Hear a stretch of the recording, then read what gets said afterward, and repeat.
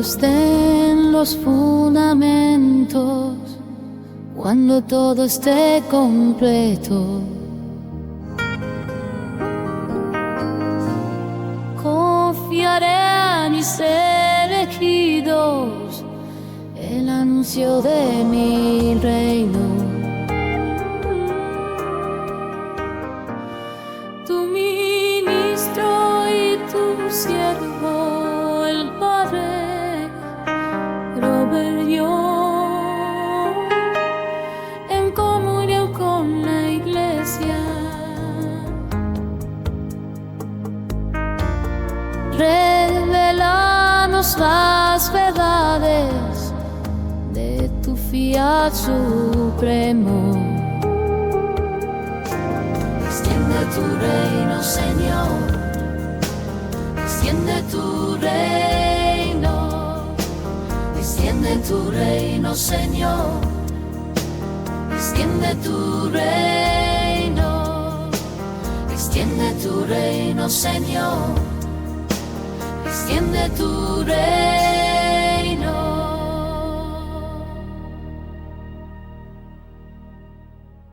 Muy buenos días, queridos amigos, y bienvenidos a nuestro programa de hoy. Es una alegría estar con ustedes mientras continuamos y comenzamos a concluir este programa, una introducción al reino de la divina voluntad, o como fue llamado por San Aníbal de Francia y más tarde por el Papa Juan Pablo II, la nueva y divina santidad. Oremos en el nombre del Padre, y del Hijo, y del Espíritu Santo. Amén. Padre Celestial, San Pablo nos dice que hemos sido llamados a compartir tu gloria, a vivir como hijos de la luz, que ya hemos sido trasladados a ese reino, fuera del reino de las tinieblas. Ayúdanos, querido Señor, concédenos la gracia, porque en tu voluntad está nuestra paz, para ser uno contigo, para vivir la plenitud de la vida de unidad, de perfecta armonía en tu voluntad, unos con otros y con la Santísima Trinidad. Señor, gracias por la gracia de la inspiración que has dado a la pequeña hija de la divina voluntad, sierva de Dios, Luisa Picarreta. Gracias porque la Iglesia hasta ahora ha aceptado su testimonio sobre el significado de vivir en tu voluntad, su diario, que ha sido aprobado, al menos los primeros 19 volúmenes hasta ahora. Te pedimos, Señor, que nos concedas una comprensión más profunda, una fe humana más profunda, para que podamos apreciar el misterio de tu voluntad cada vez más profundamente en nuestras propias vidas personales y en la vida de la Iglesia. Ayúdanos, querida Madre María, a saber lo que significa vivir siempre en la voluntad de Dios. Dios te salve María, llena eres de gracia, el Señor es contigo, bendita tú entre las mujeres, y bendito el fruto de tu vientre, Jesús. Santa María, Madre de Dios, ruega por nosotros pecadores, ahora y en la hora de nuestra muerte. Amén. Señora Reina de la divina voluntad, ruega por nosotros. En el nombre del Padre, y del Hijo, y del Espíritu Santo. Amén. Lo que me gustaría hacer, ya que hemos completado nuestro estudio de la vida de Luisa, y ahora que su causa está en proceso de beatificación, creo que lo mencioné brevemente antes, pero estuve en la ciudad natal de Luisa y en su diócesis, y allí hablé con don Sergio Pellegrini, quien es el sacerdote director de la asociación que gestiona la causa de Luisa y por supuesto todo lo relacionado con sus escritos. Y él me dijo que las cosas se ven muy bien para la causa de Luisa, que después de que los dos teólogos de la Congregación para las Causas de los Santos dieran su nihil obstat, es decir, que no hay obstáculos para la fe, su causa podía avanzar, que la Congregación para la Doctrina de la Fe pidió una lectura más por parte de su propio censor librorum, es decir, su propia persona experta en el campo de la teología mística, para hacer una evaluación final para la Congregación de la Fe. Ahora, tengan en cuenta que cuando se abrió la causa de Luisa hace algunos años, creo que fue en 1995, el cardenal entonces, cardenal Ratzinger, Joseph Ratzinger firmó el documento con un non obstare, que significa que no hay obstáculo para la fe, para que su causa pudiera avanzar. Porque todos los escritos de Luisa, por cierto, todavía están en la Congregación para la Doctrina de la Fe. Ahí es donde se encuentran. Son propiedad de la Arquidiócesis de Trani, la diócesis natal de Luisa, pero se encuentran en el Vaticano. Así que la Congregación para la Doctrina de la Fe dio su aprobación inicial a sus escritos. Así que hasta ahora esa lectura y discernimiento en profundidad ha sido realizada por dos teólogos para la Congregación de la Fe, de los santos, que los ha aprobado en el sentido de decir, ya sabes, nos gusta esto y creemos que es excelente. Lo único que realmente dicen es, no hay nada contrario a la fe. Ahora queda una más por hacer por parte de la Congregación de la Fe, y eso es lo que esperamos, ojalá en un futuro muy cercano. Por lo que entiendo, va bien y debería completarse bastante pronto. Entonces su causa podrá avanzar. Su edición crítica en italiano puede publicarse porque ya está terminada. La edición crítica es simplemente aquella que ha sido revisada muy cuidadosamente por quienes están involucrados en su vida y causa y sus escritos en la diócesis, para asegurarse de que todo esté dentro de la enseñanza de la Iglesia, y también para asegurarse de que si hay alguna posible confusión que pudiera derivarse de sus escritos, eso se aclare de alguna manera en notas al pie o en la edición. Recuerden un santo canonizado de la Iglesia, San Aníbal María de Francia. Es el primer censor, editor y publicador de los primeros 19 volúmenes de esta obra de 36 volúmenes. Él es quien otorgó el nihil obstat y luego el obispo dio el imprimatur. Los otros documentos, los otros volúmenes del 20 al 36, esos 17 volúmenes aún no tienen imprimatur. Pero aparte de eso, de hecho se nos anima por el propio arzobispo de Trani, la diócesis de Luisa, a leerlos, pero a leerlos con cuidado, siempre a la luz de la revelación pública o revelación divina, que incluye, como saben, la escritura, la tradición y la enseñanza magisterial de la Iglesia.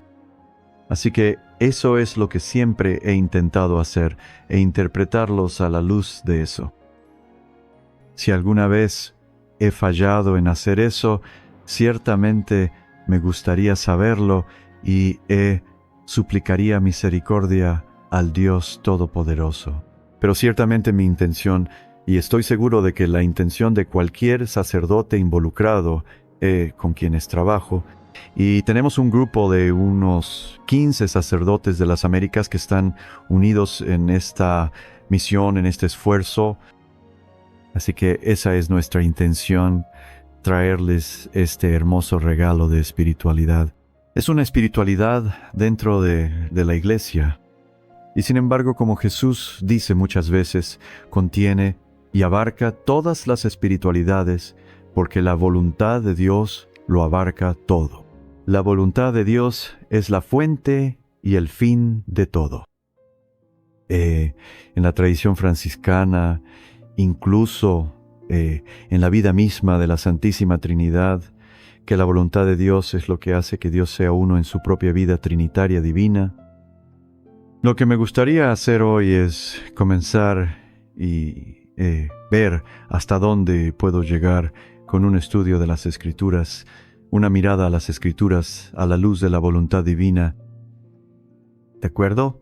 Así que si lo desean, porque es una espiritualidad, este don de la comprensión de la voluntad de Dios en esta nueva dimensión, nueva luz, es un prisma, es una lente, es un medio por el cual, una ventana a través de la cual miramos la revelación pública. Recuerden, la revelación privada en sí misma, como dice el catecismo, no añade, ni quita, ni mejora la revelación pública. Eso es definitivo. ¿De acuerdo? La Iglesia dice que no será mejorada. Pero lo que hace la revelación privada, y ciertamente la de Luisa es revelación privada, es ayudar a los cristianos a vivir esa revelación divina, una revelación pública porque es universal, dada a todos, a vivirla más profundamente en una época particular y de manera más eficaz en esa época. Así que, ciertamente, lo que Dios nos está dando a través de Luisa es una manera de vivir nuestra fe y una forma de ser uno con Dios de la manera más grande posible. ¿Y por qué? Porque la voluntad de Dios lo es todo. Es Dios mismo. Y así como saben, la Escritura habla mucho sobre compartir la vida de Dios y su gloria. San Pablo dice que fue la intención de Dios desde el principio que poseyéramos la gloria de Dios. Ahora bien, el libro del cielo, los escritos de Luisa, hasta donde puedo ver, no hablan mucho sobre la gloria en el sentido de nuestra participación en la gloria de Dios. Pero ahora, en cambio, Jesús suele hablarle a Luisa sobre vivir en esta luz. Su voluntad es luz, así que cuando vivimos en la voluntad de Dios, estamos viviendo en este reino de luz. Y Él dice que la voluntad de Dios quiere abrazar nuestra voluntad, unirse a ella, llevarla a esta luz para que podamos recuperar, ya que ya tenemos la imagen de Dios, hemos perdido la semejanza de Dios, que podamos recuperar esa semejanza, por supuesto, a través de, con y en Jesucristo. Así que Pablo dice que fue la intención de Dios que viviéramos de esta manera desde el principio, pero ahora él dice en Romanos 3, 23, todos han pecado y están privados de la gloria de Dios. Pero lo que una vez se perdió por Adán, ahora ha sido restaurado a través de Jesús. Así que, como dice San Pablo en Romanos 8, a los que predestinó, también los llamó. A los que llamó, también los justificó. A los que justificó, a esos también los glorificó. Así que ciertamente Pablo no sitúa la glorificación del cristiano solo en el futuro. En otras palabras, la gloria que estamos destinados a compartir con Cristo y en Dios no es solo cuando lleguemos al cielo, sino que Él la ve como una realidad presente. San Pablo diría que ya hemos sido glorificados a través de la vida, muerte y resurrección de Jesús. Por supuesto, no en ese sentido eterno del cielo, sino en otro sentido en el que tenemos. La gloria inicial que Jesús dice que estaba con Él antes de la fundación del mundo, Padre, devuélveme la gloria que me diste. Jesús también dice, les he dado la gloria que tú me diste en Juan 17, 22. Así que Jesús quiere que compartamos su gloria, y eso, por supuesto, está en su oración sacerdotal en la que Él ora para que el Padre nos restaure la misma gloria que Él tenía con el Padre al principio, antes de la fundación del mundo. Así que el don de la gloria de Dios tiene el efecto de llevar a los discípulos a esta unidad trinitaria de Jesús y el Padre. ¿Cómo lo dice Jesús en 17? 22, para que sean uno, como nosotros somos uno. Básicamente, la gloria de Dios es la unidad de Dios, de la Trinidad. Por lo tanto, la gloria de Dios nos introduce en una perfecta unidad con Dios y entre nosotros en la bienaventurada Trinidad.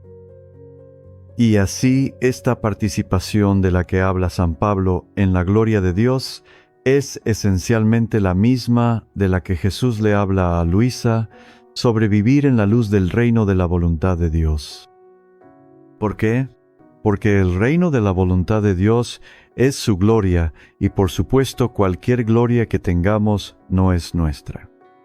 Simplemente es un reflejo y una participación en la propia gloria de Dios. Una de las cosas que algunos de ustedes, lo sé, que llevan más tiempo leyendo, han notado es que cuanto más conocen sobre esta espiritualidad, este modo de vida, mucho mayor es la comprensión que tienen de las Escrituras. Cuanto más son capaces de ver y penetrar en las profundidades de la palabra de Dios, que es Jesús, por supuesto, y cómo Dios quiere que vivamos esa palabra en su plenitud. Y así, muchas veces escucho a personas decir, «Sabes, las Escrituras realmente han cobrado vida para mí. Las entiendo mucho mejor a la luz de esta enseñanza de la divina voluntad». Sé que eso fue cierto para mí cuando me hice franciscano y entré a la orden de los franciscanos. Las Escrituras cobraron vida para mí a través de los ojos de San Francisco, a través del prisma de su espiritualidad. Bueno, ahora también es cierto con este modo de vida de Luisa Picarreta. Las Escrituras adquieren una nueva dimensión, un significado más pleno y completo. Y así, aunque ciertamente nunca podremos hacerle justicia a la palabra de Dios en un solo programa o incluso en unos pocos, me gustaría darte una pequeña muestra de cómo la palabra de Dios se relaciona con esto. Está realmente en él, por supuesto, la fuente del reino de la voluntad de Dios, porque es Jesús mismo quien es la palabra. Pero también, ¿cómo podemos interpretar el don de la divina voluntad a la luz de las Escrituras? Verás, se reflejan mutuamente, aunque los escritos de Luisa, por supuesto, no son la palabra de Dios, no son revelación pública, son una manera de ayudarnos a vivirla, apreciarla más y comprenderla. Así que la primera pregunta que podríamos hacernos es, ¿habla la Escritura de una santidad divina? Porque esa frase, santidad divina, de hecho, nueva y divina santidad, que San Hannibal de Francia usaba a menudo para describir la vida de Luisa, o el modo de vida revelado a Luisa. El Papa Juan Pablo II citó esa frase cuando hablaba a la orden que fundó San Hannibal, llamada los rogacionistas, y se refirió a ella como esta nueva y divina santidad en el amanecer de este nuevo milenio, que él dice significa que Cristo quiere ser, y el Padre quiere que Cristo sea el corazón del mundo. Una forma hermosa de entender la nueva y divina santidad que enseñó San Hannibal y que él aprendió de Luisa. Habla la Escritura de esta nueva y divina santidad en contraste con una santidad más humana, es decir, una justicia más humana. Y, por supuesto, sabemos muy bien que este es un gran tema en los escritos de San Pablo, especialmente cuando habla de sí mismo. En Filipenses capítulo 3, él dice que antes de encontrarse con Jesús, o de que Jesús lo encontrara a él, lo derribara de su caballo, él dice que su vida, su justicia y santidad estaban basadas en la ley y que era irreprochable en esa justicia. ¿Lo ves? Es una santidad basada en ser observante, en ser obediente a la ley, que era algo, por supuesto, que Dios mismo había revelado a Israel. Él era un fariseo observante, pero luego dice, todo lo que gané con esa justicia basada en la ley, ahora lo considero una pérdida por causa de Cristo.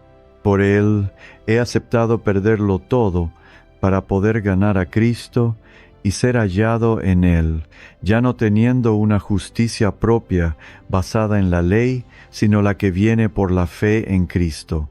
La justicia, la misma santidad de Dios mismo. Mira, Cristo es Dios, el Hijo de Dios. Por lo tanto, Él es la santidad, la justicia de Dios en persona, en la persona de Cristo.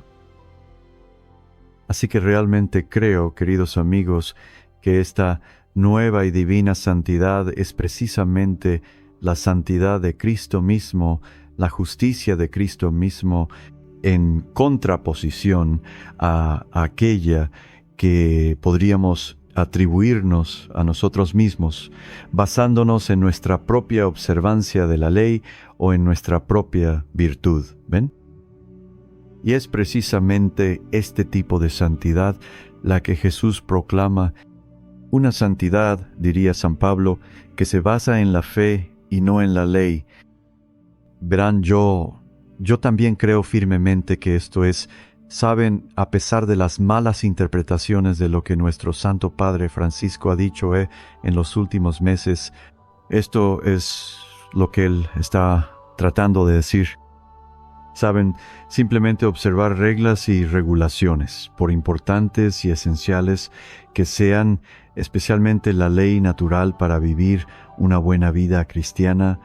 Él está diciendo que debemos basar nuestra fe, nuestra religión en la fe y no en nuestra propia justicia. Ven, esto es lo que él creo que quiere que veamos. Y que hay una tendencia en la Iglesia y en toda religión a basar la justicia en nosotros mismos y en nuestra propia observancia de las leyes de Dios, en lugar de en la fe, en la misericordia, la bondad, la misma santidad de Dios mismo. Así que Jesús, creo, estaba haciendo la misma distinción que hizo San Pablo cuando dijo, refiriéndose a Juan el Bautista: les aseguro solemnemente, la historia no ha conocido a un hombre nacido de mujer más grande que Juan el Bautista. Sin embargo, el más pequeño nacido en el reino es más grande que él. Puedes consultar Mateo para ese pasaje. Obviamente, Juan el Bautista hizo un mejor trabajo en cuanto a la justicia humana que cualquier otra persona, incluso mejor que San Pablo. Jesús está diciendo que nadie nacido de mujer podría ser considerado más grande que Juan en términos de su justicia humana. Pero ahora dice que hay un nuevo tipo de justicia que él coloca bajo la palabra reino. ¿Qué es el reino? Es el reinado de la voluntad de Dios.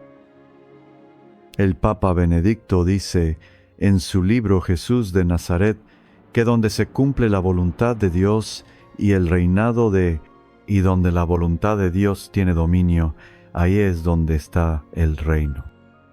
¿Lo ves? Ahí es donde está el reino de Dios.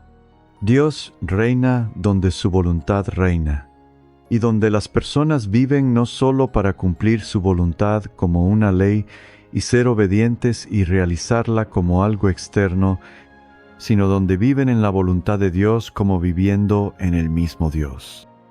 Como Jesús oró, Padre, ya sabes que ellos vivan en, o les dice a sus discípulos, vivan en mí como yo vivo en ustedes. Y ora al Padre para que compartamos esa misma unidad de voluntad que tienen el Padre y el Hijo, que es lo que los hace uno. Así que este nuevo tipo de santidad de la que Jesús habla proviene de Dios cuando nacemos en el reino. Ya no es de origen humano, queridos amigos, sino de origen divino. Es una santidad divina. Y por lo tanto, es una santidad en la que podemos compartir y participar, pero que no tenemos a nuestro mando, a nuestra disposición. Proviene de Dios. Juan dice lo mismo acerca del amor. Él dice, no es que nosotros hayamos amado a Dios, sino que Dios nos ha amado a nosotros. Primera carta de Juan 4. Es el amor que fluye de Dios, el que es la fuente de todo amor. ¿Ven? todo lo que podemos hacer es recibirlo, compartirlo con los demás y devolverlo a Dios. Esto también sigue la enseñanza de Pablo de que el amor de Dios ha sido derramado en nuestros corazones por el Espíritu Santo que se nos ha dado. Romanos 5. Así que los cristianos deben amar a Dios y a los demás, no solo con un amor puramente humano, sino con el amor divino que Dios ha derramado en nuestros corazones. Esta es la santidad, el amor que viene de Dios a través de Jesús, sobre el cual todos estos escritos acerca de la divina voluntad nos ayudan a ver con mayor claridad. Una de las características, y quizás una de las principales características de esta espiritualidad que es, recuerden, toda espiritualidad es simplemente una manera de vivir la vida cristiana. No es una enseñanza nueva, no es una revelación nueva en ese sentido, simplemente es quizás una forma que nunca antes se había explorado tan plenamente para vivir nuestra vida cristiana. Así que una de las características de vivir en la divina voluntad es que es obra de Dios y no nuestra. Es Dios actuando en nosotros, produciendo su propia santidad. Ahora puedes decir, bueno, Dios nunca puede actuar solo, ¿cierto? Él nunca actúa sin nuestra cooperación, sin que nuestra propia libertad humana esté involucrada, así que no somos, aquí está tranquilo, no decimos, bueno, todo lo que tenemos que hacer es sentarnos y Dios se encargará de todo. Por supuesto que no. Pero el énfasis, nuevamente, no está en nuestra voluntad humana, o en nuestra obstinación, o en nuestros hábitos humanos, por virtuosos que sean, sino en que Dios nos da una participación en su propia santidad divina. Jesús le dice a Luisa, solo mi voluntad puede formar esta santidad divina en el alma. El hombre, por más bueno, justo o santo que sea, no puede hacer cosas grandes, cosas divinas, sino solo cosas pequeñas. Mucho menos puede elevar su alma al nivel de la santidad de su Creador, ni participar en las acciones de su Creador. No puede hacer esto por sí mismo. Debe ser iniciativa de Dios. Así que vemos esto tan claramente en Jesús, por supuesto, cuando Él dice en Juan 14, las palabras que les digo no las hablo por mi cuenta. El Padre que habita en mí es quien realiza sus obras. Miren, yo no puedo. Jesús dice, sin el Padre no puedo hacer nada. Sin mí ustedes no pueden hacer nada. El Papa Benedicto XVI tiene un hermoso artículo sobre el sacerdocio, donde dice, esa es la esencia del sacerdocio. Él dice que compartimos esta nada con Jesús, que por nosotros mismos, por nuestra sola humanidad, no somos capaces de nada, pero como Jesús, con el Padre actuando en Él, y Jesús actuando en nosotros, y la divinidad realizando su voluntad en nosotros, todo es posible. Así que si compartimos la santidad de Jesús, también será cierto para nosotros que serán el Padre, el Hijo y el Espíritu quienes habiten en nosotros, realizando sus obras. O, como diría Jesús, el Padre también, por correspondencia, está realizando su obra a través de nosotros, de modo que la voluntad de Dios es, como ha dicho un sacerdote, ya no es solo el objeto de lo que hago, también es el sujeto de lo que hago. ¿Verás? La voluntad de Dios es la eses. Se convierte, en cierto sentido, en mi ojo. Yo me identifico.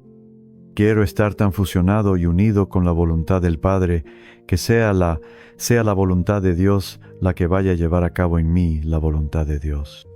Así, la voluntad de Dios se convierte en sujeto, verbo y objeto. Se convierte en todo. Y en cierto sentido, todo lo que estoy haciendo es... No todo, porque es algo muy grande de hacer. Es en cada momento dar libre y amorosamente mi fiat, mi sí, mi correspondencia, mi cooperación con lo que Dios quiere realizar en mí. Eso no es pasivo. De hecho, es lo más activo, la forma más activa de vivir que existe. En cada momento, dar mi sí, mi cooperación a lo que la voluntad divina, la voluntad de Dios quiere realizar en mí. Pablo también habla de esto en la carta nuevamente a los Filipenses, capítulo 2. Él dice, porque Dios es quien obra en ustedes tanto el querer como el hacer, o el realizar en otras traducciones, según su buena voluntad. Es Dios quien obra en ustedes el querer y el realizar según su buena voluntad. Miren, aquí no hay lugar para el orgullo. No hay espacio para el autoengrandecimiento. Sabes, no me importa cuántos títulos, cargos, honores o grados puedas tener. Es Dios quien obra en ti tanto el querer como el realizar. La voluntad de Dios, en realidad, es la fuente de todo lo bueno en nosotros. Incluso genera en nosotros el deseo de hacer el bien. Y luego, nuevamente, realiza en nosotros ese bien que Dios quiere, que Dios desea. Pero si Dios no inspira el bien, si no tuviéramos a Cristo y al Espíritu Santo de Jesús obrando en nosotros y enseñándonos, entonces nunca podríamos hacer absolutamente nada que valga la pena, nada de verdadero valor o de bondad genuina. Isaías, por cierto, en el capítulo 26, 12 también reconoció esa actividad divina cuando dijo, «Eres tú», refiriéndose a Yahvé, quien ha realizado todo lo que hemos hecho. ¿Qué dice Jesús? Después de que hayas cumplido con tu deber, simplemente di, «Soy un siervo inútil, solo he hecho mi deber». Isaías diría, «Eres tú quien ha realizado todo lo que hemos hecho». Si hay algo bueno, queridos amigos, en tu vida o en la mía, es solo porque Dios lo ha iniciado, Dios lo ha inspirado, Dios ha sido la fuente de ello, y por su gracia hemos podido permitirle que lo lleve a cabo a través de nosotros. ¿Sabes? Es una manera diferente de ver las cosas. Y estoy convencido de que este es el verdadero corazón del Evangelio de G, lo que Jesús proclama, especialmente en el Evangelio de Juan. También es el verdadero corazón de la lección que San Pablo tuvo que aprender tan dolorosamente cuando fue derribado de su caballo y recibió esa gracia eficaz de Dios. Realmente no hizo nada para ganarla, para merecerla. Fue un regalo de Dios para él que no solo lo sacó de un camino, de una forma de vida, y lo puso en otra, sino que, y por supuesto San Pablo tuvo que cooperar con ello. No fue, ya sabes, él no podía obligar a San Pablo a responder a esa gracia. Él lo hizo, pero al mismo tiempo, la gracia de Dios, como él diría, es suficiente para mí. La gracia de Dios es lo que provocó este cambio en mi vida, porque Dios actuó primero.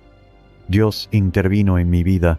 Ahora bien, es cierto que no siempre será tan dramático en nuestras vidas, pero la gracia de Dios, queridos amigos, lo es, y su voluntad, que es la fuente incluso de la gracia, la voluntad de Dios es lo que realiza todo bien para nosotros, e incluso a través de nosotros.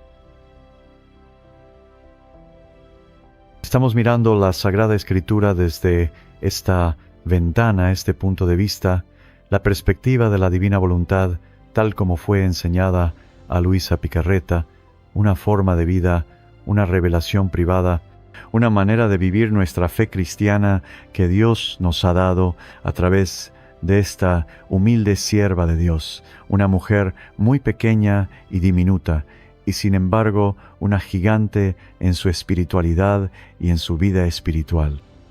Hemos estado hablando sobre cómo una de las características, quizás una de las más importantes, de la forma de vida que Jesús nos enseña en el Evangelio es esta primacía o prioridad de la actividad de Dios en nuestras vidas, que todo bien que existe proviene de Dios mismo. Él es la fuente de toda bondad, justicia y santidad. Y en cierto sentido, ya sabes, como hablábamos de San Pablo y las palabras de Jesús, esa misma realidad y misterio se evidencian hoy en el Evangelio que escuchamos de San Lucas, capítulo 10, versículos 38 al 42. Un episodio en la vida de Jesús cuando va a la casa de Marta y María. ¿Y qué tenemos aquí? Por supuesto, Marta, la proverbial persona activa que está esforzándose mucho por agradar y dar la bienvenida, por atender las necesidades de todos, que está muy ocupada y creo que con razón, haciendo un trabajo arduo. Pero luego tenemos a María sentada a los pies del Señor.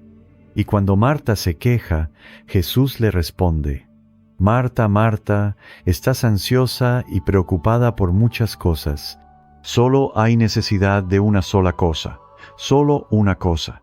María ha escogido la mejor parte y no le será quitada. ¿Cuál es esa única cosa?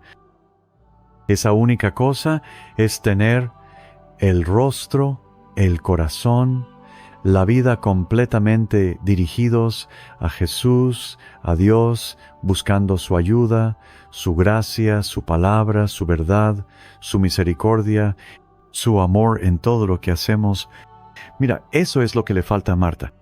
No significa que Marta debería haber estado sentada allí a los pies de Jesús, aunque también podría haber estado allí. Pero si querían comer, entonces alguien tenía que encargarse de la comida.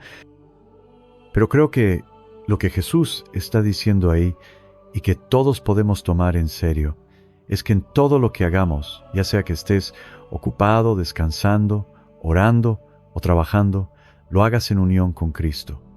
Esté presente para Él y permite que Él esté presente para ti. Haz todo como escuchamos en las Escrituras, en el nombre del Señor. Haz todo para la gloria de Dios. Así que vivir esa relación en cada momento es la única cosa necesaria. No significa, ya sabes, olvidarse de todos los demás detalles de la vida y simplemente sentarse a los pies del Santísimo Sacramento todo el día. No podemos hacer eso. El mundo no seguiría funcionando por mucho tiempo. Pero Él está diciendo que no. Que en todo tengas ese espíritu, en otras palabras, contemplación y acción, como algunos dirían, tener el espíritu de estar en la presencia de Jesús, y Jesús estando presente para ti, y la vida divina, la voluntad divina operando en ti en todo momento. Eso es lo que Él busca. Eso es lo que Él llama actos continuos en la voluntad de Dios. Esa disposición, esa disponibilidad para estar presente ante Dios, o, como diría Santa Clara, que Dios esté contigo y que tú siempre estés con Dios. Mira, Dios está ahí. Estamos en estado de gracia. Él está presente dentro de nosotros, pero ¿estamos nosotros presentes ante Él? ¿Ves? Estamos viviendo la plenitud de esa unión con Él para la que fuimos creados. Así también dice Jesús, por supuesto, en Juan 15:5. Separados de mí nada podéis hacer, sin mí nada podéis hacer.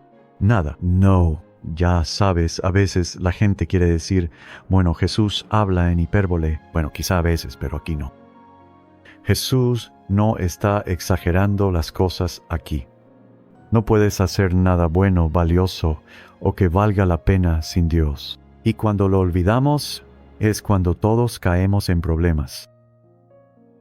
Él nos invita no solo a reconocer, sino a entregar cualquier actividad nuestra, incluso nuestros latidos y respiraciones, a su actividad divina, su movimiento divino, su voluntad divina operando a través de con y en nosotros en todo lo que hacemos. Así que nuestra oración, por supuesto, si es una verdadera oración cristiana, como la oración de Jesús, como Jesús nos enseña a orar a nuestro Padre, es siempre una oración de abandono, de entrega a la iniciativa divina, a la voluntad de Dios. Venga tu reino, hágase tu voluntad en la tierra como en el cielo. Como alguien dijo, Jesús no nos dijo cuando vino, bien, el reino de Dios está en el cielo. Lo que quiero que hagan es ponerse en el camino correcto para llegar allí y luego hacer todo lo posible en este mundo para que puedan entrar en ese reino cuando mueran. Eso no es en absoluto lo que Él pidió en el Padre Nuestro. Él oró lo contrario. Él oró para que ese reino, el reinado del cielo, que es el reinado de la voluntad de Dios, viniera a la tierra, y viniera a la tierra en nosotros. En nuestros propios cuerpos y en nuestras almas, nosotros somos la tierra. Así que la voluntad de Dios, el reino de Dios, quiere estar en nosotros y operar a través de nosotros. Pero porque, ya sabes, todos descubrimos que no sabemos orar como deberíamos, San Pablo diría, pero el Espíritu intercede por nosotros con gemidos indecibles. Otros dirían, traducido, gemidos inexpresables. El Espíritu ora a través de nosotros, incluso en nuestro gemir, incluso cuando no encontramos las palabras, incluso cuando tal vez nuestros intelectos no estaban, ya sabes, lo suficientemente enfocados o claros como para saber por qué orar. El Espíritu ora por nosotros en nuestra necesidad, en nuestro anhelo. Qué hermoso regalo es ese, ¿no es así? San Pablo dice que tanto es así que ni siquiera puedes decir Jesús es el Señor. Si el Espíritu Santo no lo dice en ti, ¿sabes? El Espíritu ora en nuestra debilidad. Espero, hermanos y hermanas, que experimentemos al Espíritu de esa manera, como nuestro abogado, como aquel que ora no solo por nosotros, sino en nosotros, por aquello que a veces ni siquiera sabemos que necesitamos, muchas veces ni siquiera sé qué pedir. Digo, Señor, tú sabes cuál es tu voluntad para mí, mucho mejor, infinitamente mejor que yo. Ora en mí conforme a esa voluntad. ¿Ves? Porque no siempre lo sé. Y el que escudriña los corazones sabe cuál es la intención del Espíritu, porque intercede por los santos según la voluntad de Dios. Por supuesto, ese es ese hermoso pasaje, Romanos capítulo 8, versículo 26. ¿Ves? Dios escudriña el corazón, el Espíritu sabe. Dios sabe cuáles son las intenciones del Espíritu, porque el Espíritu intercede por nosotros conforme a la voluntad de Dios. Que no solo se haga la voluntad de Dios, sino que sea la voluntad de Dios la que lo haga, la que lo lleve a cabo. ¿Sabes? Incluso, como si la voluntad de Dios se cumpliera en San Pablo casi en contra de su propia voluntad. Esa no era la intención de Pablo cuando iba camino a Damasco, ser derribado de su caballo y convertirse a Cristo. Estoy bastante seguro de que eso no era en lo que él estaba pensando ese día. Incluso el testimonio cristiano entra en esta dimensión a medida que aprendemos a confiar en Dios. Jesús dice en Mateo 10, 20, «No serán ustedes los que hablen, sino el Espíritu de su Padre que hablará por ustedes». No serán ustedes los que hablen. ¿Sabes? Tenemos que confiar en que el Espíritu hable en nosotros, incluso cuando la gente pueda malinterpretar o tergiversar. Pueden juzgar mal lo que intentamos decir. Es el Espíritu de Dios quien habla en nosotros, y debemos confiar en ese Espíritu siempre y cuando, por supuesto, hayamos hecho nuestra parte, hayamos orado, confiado, estudiado y conozcamos nuestra fe para poder confiar en que el Espíritu hable en nosotros. Tenemos que hacer nuestra parte. Esto, de nuevo, no es algo pasivo. Hacemos todo lo que podemos, pero luego confiamos en que el Espíritu de Dios hablará en nosotros. Todo esto, queridos amigos, apunta a una dimensión de santidad que es divina, porque en palabras de Hebreos, su autor y perfeccionador es Dios. Su autor, su fuente, su origen y quien la perfecciona. Tan importante. ¿Alguna vez serás perfecto como tu Padre Celestial es perfecto si Dios no logra eso en ti? Por supuesto que no, pero Dios puede hacerlo. Jesús toma nuestras acciones que muchas veces, ya sabes, son escasas, imperfectas, débiles, quizás incluso motivadas por el interés propio, y las hace perfectas y las ofrece al Padre en nuestro nombre. Eso es lo que hacemos en la misa, ¿no es así? No le ofrecemos a Dios dones perfectos, pero ofrecemos nuestros dones imperfectos a Jesús. Y Él los ofrece perfectamente al Padre a través de la imposición del Espíritu Santo, ese epíclesis que es una parte tan hermosa de la misa. Él trae al Espíritu Santo a través del el sacerdote, la persona del sacerdote, como su representante para hacer santos estos dones. Eso significa hacerlos de Dios, hacerlos perfectos, para que puedan ser transformados, puedan ser cambiados, transubstanciados en el cuerpo, la sangre, el alma y la divinidad del propio Jesús. Dios es el autor y perfeccionador de nuestra santidad.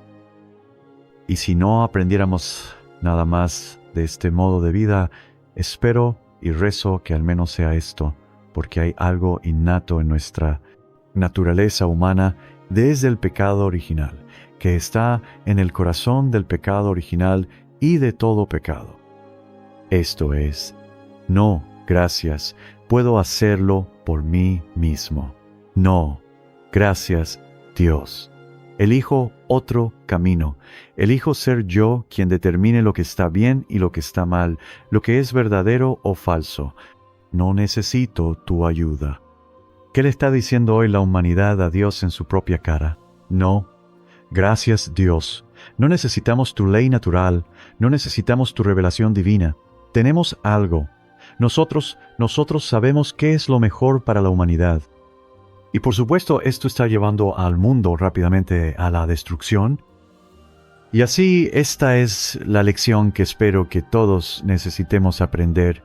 Y creo firmemente que esta es, en gran parte, la lección que nuestro Santo Padre está tratando de ayudarnos a ver. No entramos al reino, hermanos y hermanas, por nuestra propia justicia o por tener la razón, porque hoy hay personas que piensan que si simplemente lo hacen bien, ya sabes si son lo suficientemente correctos, si son lo suficientemente ortodoxos. San Pablo dice, nadie fue más ortodoxo que yo, o que fui yo. Si tan solo logramos hacerlo bien como esos fariseos, entonces seremos salvados. Y por supuesto, eso lleva a tanta arrogancia, orgullo y desprecio por los demás, ya sabes, hasta el punto de que nos convertimos en los árbitros, nos convertimos en jueces de las personas, en lugar de ayudarlas. El Papa Francisco diría que los pastores significan que ayudamos a las personas a llegar a la verdad. Ayudamos a la gente. Los llevamos a la misericordia de Dios como los buenos pastores, cargándolos sobre nuestros hombros si es necesario, ayudando a las personas a ver cuánto Dios los ama y los perdona y se acerca a ellos a través de nosotros, porque ahora somos su presencia en la tierra. No seréis vosotros quienes habléis, sino el Espíritu de vuestro Padre que hablará a través de vosotros. Mateo 10, 20. Amigos, todo esto apunta a una dimensión de santidad que es divina porque Dios es el origen y Dios es quien la lleva a la perfección. Nunca olvides eso. No haces nada perfecto por ti mismo. Y tú mismo no sabes nada a la perfección.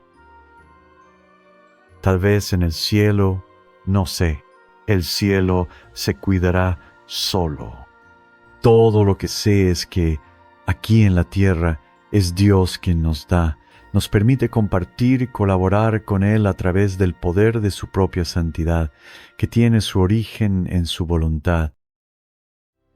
San Pedro, como sabes, también establece este principio bíblico, esta enseñanza, cuando dice que incluso ahora, en su segunda carta, capítulo 1, versículo 4, incluso ahora, San Pedro dice, participamos de la naturaleza divina. Ahora bien, por supuesto, tenemos que entender qué significa la palabra participar. No significa perfectamente que todos nos convirtamos en Dios con mayúscula. No poseemos la naturaleza de Dios, pero Él nos permite, por su infinita condescendencia, amor y misericordia hacia nosotros a través de Jesucristo, nos permite participar de esa naturaleza divina, tanto así que San Pablo dice, Jesús es la plenitud de Dios. La plenitud de Dios reside en Jesús y nosotros participamos de esa plenitud. Participamos de esa plenitud. Santo Tomás de Aquino, por supuesto, también enseñó que las acciones fluyen de la propia naturaleza, así que la naturaleza humana produce actos humanos. La naturaleza divina produce actos divinos. Pero si participamos de la naturaleza divina, diría San Juan de la Cruz, entonces nuestros actos también pueden ser divinos por participación. No por nuestra propia naturaleza, sino por participación, por el don de Dios de sí mismo a nosotros en Cristo y la inhabitación de la Trinidad y el bautismo, podemos participar de esa naturaleza divina y por lo tanto también fluirán en nosotros actos divinos, actos que son divinos de Dios mismo. Los efectos de esos actos también serán divinos, fluyendo en nuestras vidas. Cuando pensemos, estaremos pensando con la mente de Cristo. Primera de Corintios 2, 16. Nuestras elecciones y decisiones fluirán de la voluntad de Dios y regresarán a la voluntad de Dios. Nuestro hablar será como con las palabras de Dios. Primera de Pedro 4. Verás, será verdaderamente Dios pensando, hablando, actuando, llevando a cabo y cumpliendo su voluntad en nuestras vidas, aunque tal vez no sepamos nada al respecto. Esto es lo asombroso. ¿Cuánto de la voluntad de Dios conoceremos en nuestro breve paso por la vida aquí en la tierra? Dios lo sabe todo. Nosotros no necesitamos saberlo todo. Solo necesitamos confiar en Él para que lo lleve a cabo en nosotros. Por supuesto queremos saber tanto como podamos, no solo lo que es para nosotros, como diría San Bernardo de Claraval, ¿sabes? Tenemos que llegar a un punto en nuestras vidas en el que no solo nos preocupe, Dios, ¿cuál es tu voluntad para mí? San Bernardo dice que debemos llegar a un punto en el que podamos decir, Dios, ¿cuál es tu voluntad en ti mismo? ¿Cuál es tu voluntad en su misma esencia, en su misma naturaleza? Luego, Bernardo dice que porque nuestra vida está en la voluntad de Dios, nuestra vida está en esa luz, en ese reino, en esa santidad de Dios mismo. Así que incluso los frutos que el Espíritu Santo producirá en nosotros serán frutos divinos. El carácter divino, hermanos y hermanas, de esta nueva y divina santidad se evidencia incluso por el hecho de que es resultado de la creación de Dios. A través del Espíritu Santo, somos creados en Cristo Jesús para las buenas obras que Dios ha preparado de antemano para que andemos en ellas. Efesios 2, 10, San Pablo. Somos creados en Cristo Jesús para las buenas obras que Dios ha preparado de antemano, incluso antes de que estemos aquí, para que andemos en ellas. En otras palabras, para que simplemente pudiéramos cooperar, entregarnos libremente, de modo que esas buenas obras que Dios ha preparado desde toda la eternidad puedan realizarse a través de nosotros. La creación es obra de Dios. Podemos, en cierto sentido, co-crear con Él al entregarle nuestra libertad, nuestro libre albedrío, para participar en lo que Él hace, pero es obra de Dios y no nuestra. Esto, nuevamente, es el pecado de la humanidad hoy en día, creer que tenemos el derecho y la capacidad de determinar incluso la propia creación, la procreación e incluso la vida una vez que ha sido creada. Esto, hermanos y hermanas, es tomar en nuestras propias manos lo que le pertenece a Dios.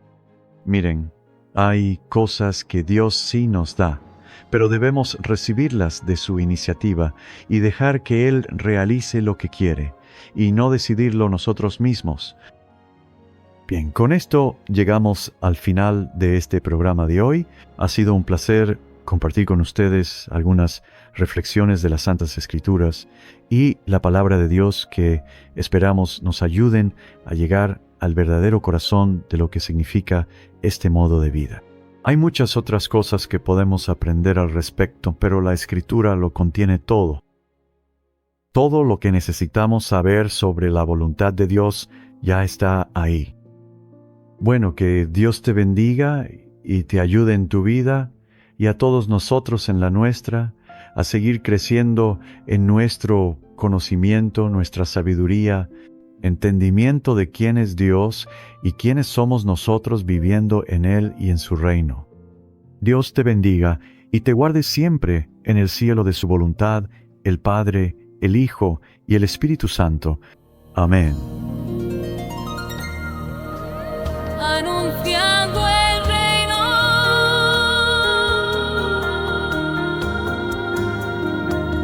cuando estén los fundamentos, cuando todo esté completo, confiaré a mis elegidos el anuncio de mi reino. Tu ministro y tu siervo, el Padre Robert Young, en comunión con la Iglesia, revelanos las verdades de tu fiat supremo. Extiende tu reino, Señor, extiende tu reino, extiende tu reino, Señor, extiende tu reino, extiende tu reino, Señor, extiende tu reino.